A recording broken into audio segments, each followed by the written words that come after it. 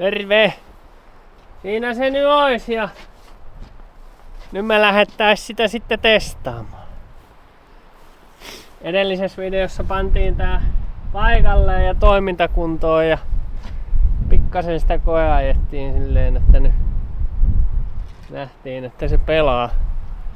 Vähän käy muuten tuuli, pahoittelut jos se kauheasti ottaa tohon mikkiin. Yritetään pärjätä. Joo.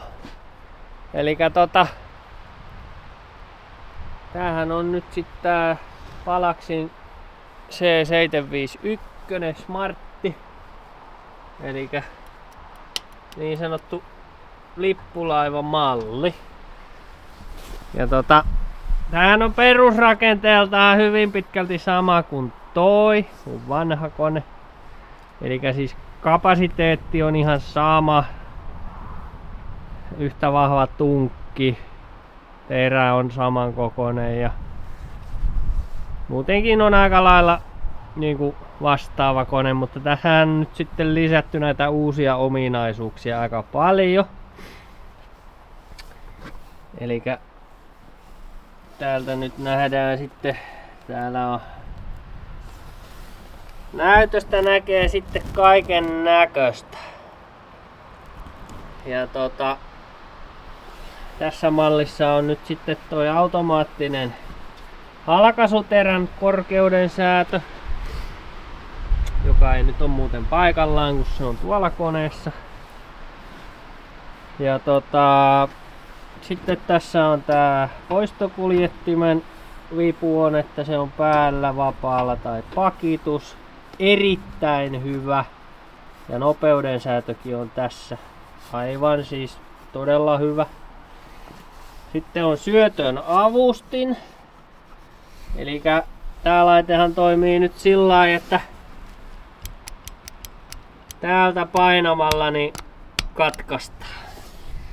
Elikkä tätä vipua ei tarvi normaalitilanteessa juurikaan käyttää. Tässä on halkaisuterän manuaalinen korkeussäätö ja täällä napissa on halkaisutunkin manuaalilaukaisu kautta pakitus.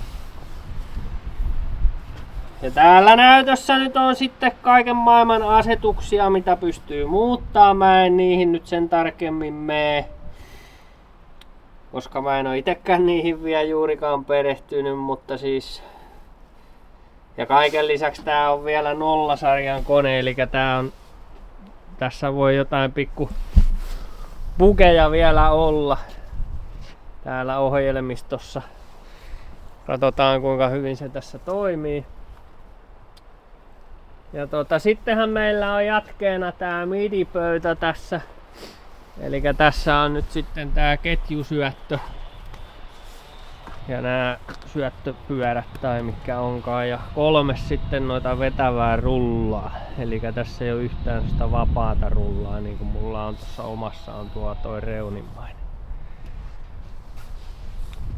Ja joo. Siinä nyt varmaan niinku tälleen pähkinänkuoressa, että mitä tässä on. Voi olla, että jotain unohtu sanoa, mutta jos tämmönen kone kiinnostaa, niin myyjältä tai tehtaan edustajiltahan sitä sitten saa lisää tietoa kamppeesta. Mä koitan vaan saada jotain rikki tästä. Hehe. Ei vaiskaan. Katsotaan kuinka se tälleen normaali käytössä toimii, eli siihen mihinkä se on niinku tehtykin. Rumpuahan mä en nyt laittanut tohon, eli menee suoraan säkkiin. Mutta sitä roskaa ei siitä nyt niin paljon tuu, että se tällaisessa pienessä erässä kauheasti haittaa. Eihän mä monta vuotta tollakin ilman rumpua ja ihan tyytyväisiä oli asiakkaat. Joo, puita siinä nyt on vähän meillä ensi alkuun. Mulla on tuolla kärryssä lisää, että täytetään sitten kun loppuu ja katsotaan kuinka me saadaan tässä homma käyntiin.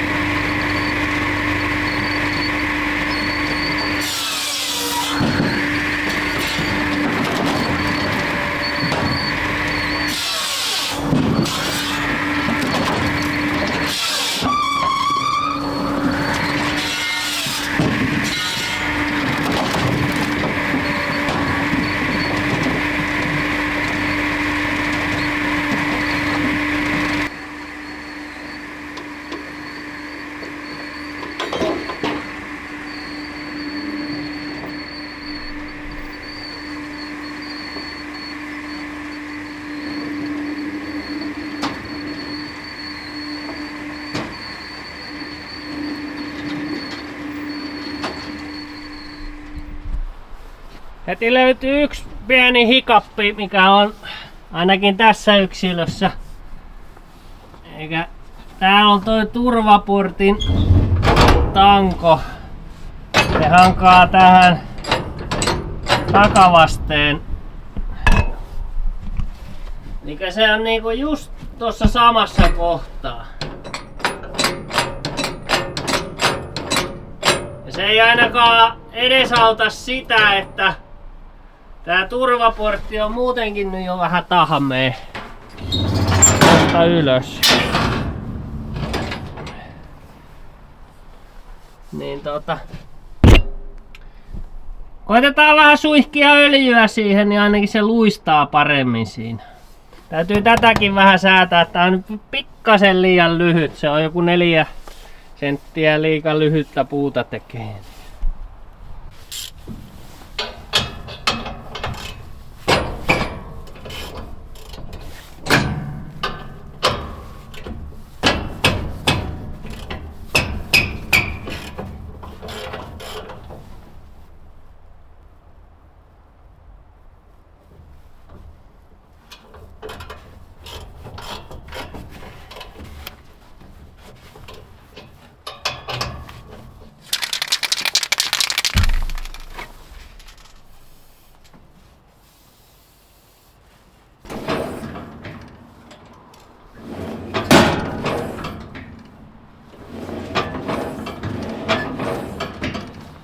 Kyllä se nyt paremmin toimii.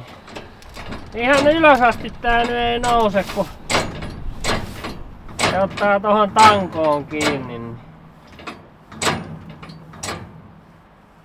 Ei sitä aina kaikkea suunnittelijat huomaa.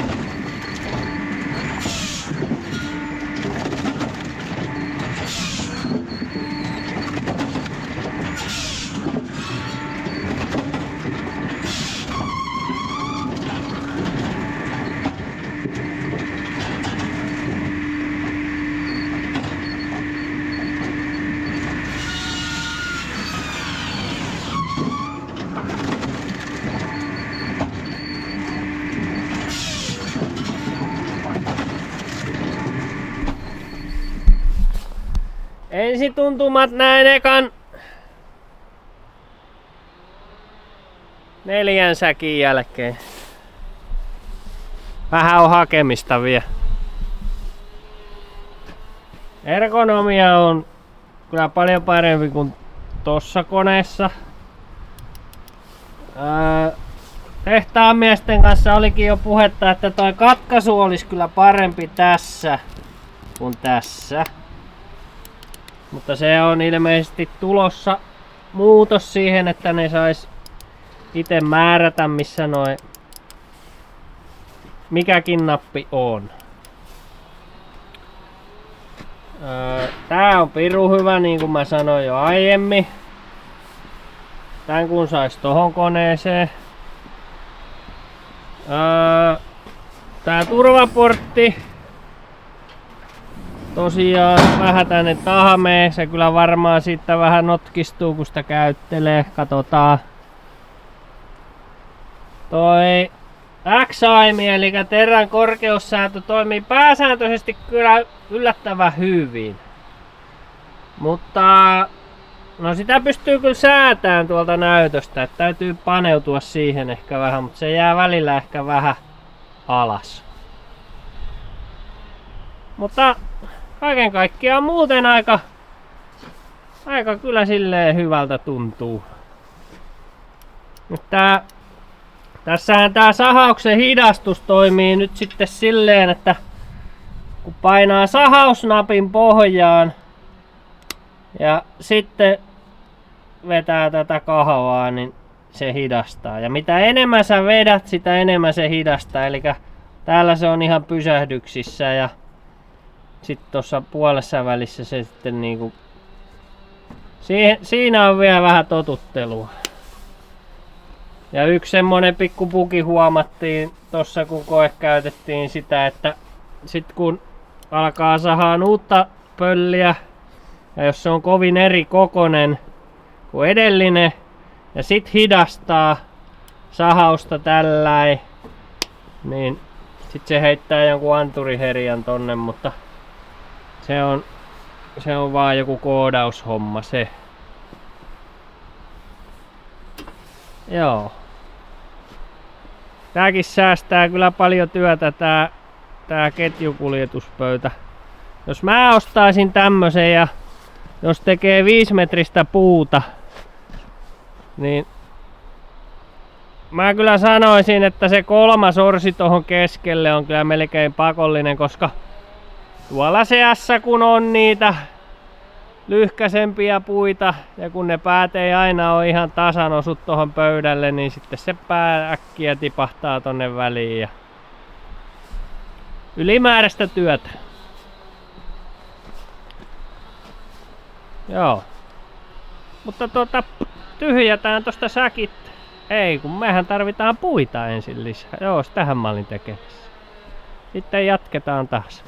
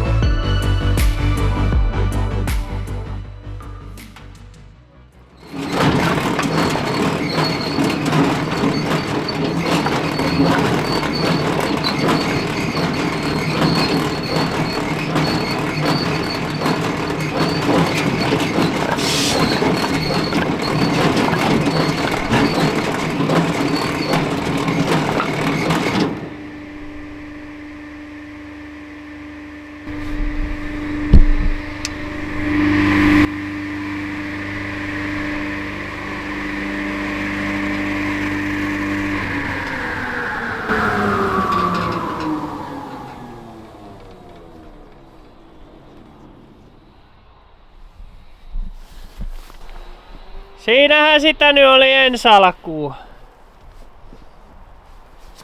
Kyllä se pikkuhiljaa alkaa sujuun, kun sitä vähän käyttelee.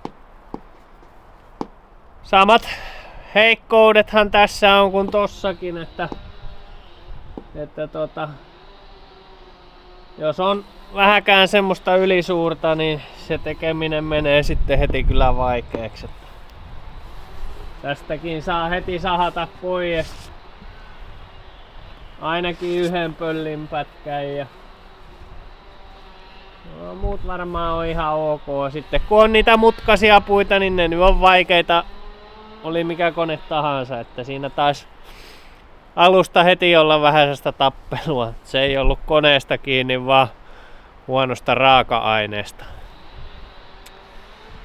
Jeps, mutta näitä videoita nyt on täältä jokunen tulossa vielä ennen kuin tää lähtee pois tää kone, niin katsotaan vähän kuinka tää mun taidot tän kanssa tai kuinka tän kanssa pääsee sinuiksi, niin kuinka se sitten loppuajasta sujuu. Mutta tähän väliin ei muuta. Ottakaahan kanava tilaukseen, jos et ole vielä tilannut, niin et jää sitten uusista videoista paitsi. Palataan sitten seuraavalla videolla. Se on moro.